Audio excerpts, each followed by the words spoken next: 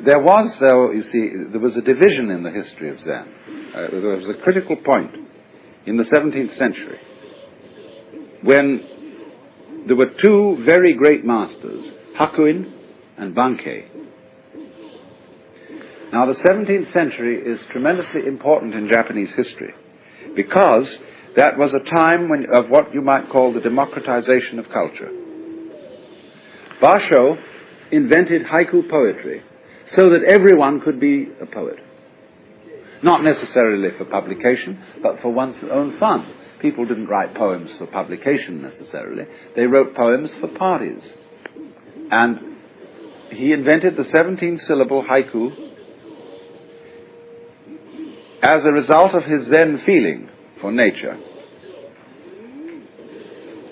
so that he could put this within the reach of everybody. What had happened to poetry before that time was that it had become so obscure and so effete and so sophisticated that only great literati could do it at all. This happened to Chinese poetry. There were so many references to other poems. It was like reading T.S. Eliot. You know, in the four quartets. You could get an annotated four quartets showing you the sources of all the phrases he's borrowed. And sometimes you have to know the source in order to see what he means by it. And all shall be well, and all shall be well, and all manner of things shall be well. All right, that's straight from the Revelations of the Divine Love by Dame Julian of Norwich. But whoever would know that? And you have to understand the scene she was digging in order to know really what Eliot's getting at in that all shall be well. And he's full of that. He quotes the Bhagavad Gita. He quotes everybody. So if we all had to write that way, nobody could be a poet, unless he was a great scholar. So Basho popularized the haiku. And the haiku are originally based on the Zenrin poems. They take their flavor from that. There is one, you see, that bird calls, mountain changes to be more mysterious. The first line of that says, the wind drops, but the flowers keep on falling. The bird calls and the mountain becomes more mysterious. And so haiku developed from that kind of short insight, that glimpse of nature. Now, while Basho was taking poetry to the peasants, Bankei was taking Zen to them as well, to the farmers. And he ran his Zen on an entirely different system. He talked mainly about what he called Husho. Husho is the unborn, that which has not yet arisen and which, as a matter of fact, never does arise. And so he said, there is in you the unborn mind which was given to you by your parents. Let me just read you a few quotations from him to show you what sort of a person he was. The mind begotten by and given to each of us by our parents is none other than the Buddha mind, birthless and immaculate, sufficient to manage all that life throws upon us. A proof. Suppose at this very instant, while you face me listening, a crow caws and a sparrow twitters somewhere behind you. Without any intention on your part to distinguish between these sounds, you hear each distinctly. In doing so, you are hearing with the birthless mind, which is yours for all eternity. Well, we are to be in this mind from now on, and our sect will be known as the Buddha Mind Sect. To consider my example of a moment ago once again, if any of you feel you heard the crow and the sparrow intentionally, you are deluding yourselves. For you are listening to me, not to what goes on behind you. In spite of this, there are moments when you hear such sounds distinctly, when you hear with the Buddha mind of non-birth. Nobody here can deny this. All of you are living Buddhas because the birthless mind which each possesses is the beginning and the basis of all. Now, if the Buddha mind is birthless, it is necessarily immortal, for how can what has never been born perish?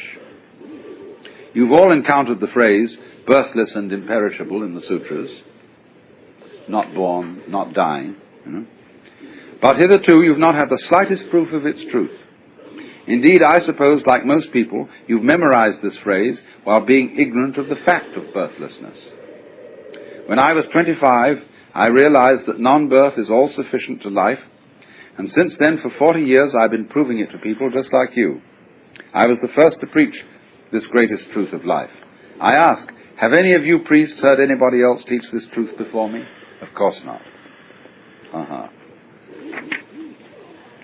A priest said to him, once in the Buddha mind, I'm absent-minded.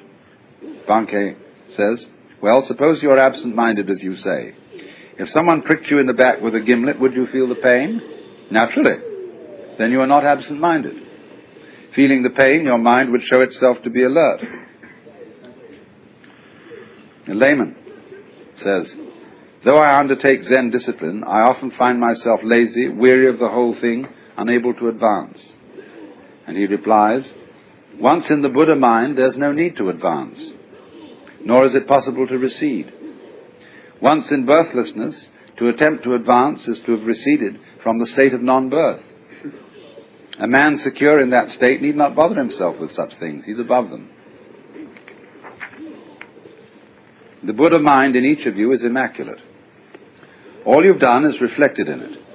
But if you bother about one such reflection, you're certain to go astray. Your thoughts don't lie deep enough. They rise from the shallows of your mind.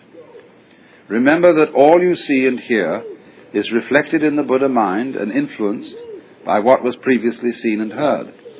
Needless to say, thoughts aren't entities. So if you permit them to rise, reflect themselves, or cease altogether as they are prone to do, and if you don't worry about them, you'll never go astray. In this way, let 100, nay 1,000 thoughts arise, and it's as if not one has arisen. You will remain undisturbed. The only thing I tell my people is to stay in the Buddha mind. There are no regulations, no formal discipline. Nevertheless, they have agreed among themselves to sit in Zen for a period of 2 incense sticks daily. All right, let them.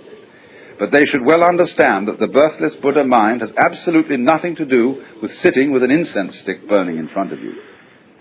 If one keeps in the Buddha mind without straying, there's no further satori to seek.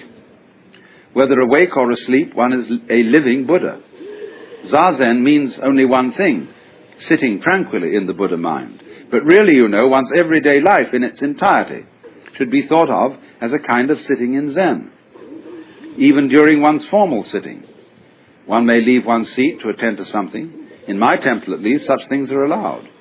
Indeed, it's sometimes advisable to walk in Zen for one incense stick's burning and sit in Zen for the other. A natural thing after all. One can't sleep all day, so one rises. One can't talk all day, so one sits in Zen. There are no binding rules here.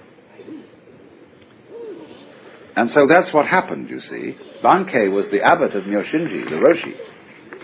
And he stopped the monks using the kaiseki stick to hit them when they weren't meditating or sleeping in meditation, because he said, even a sleeping man is still a Buddha, and you shouldn't be disrespectful.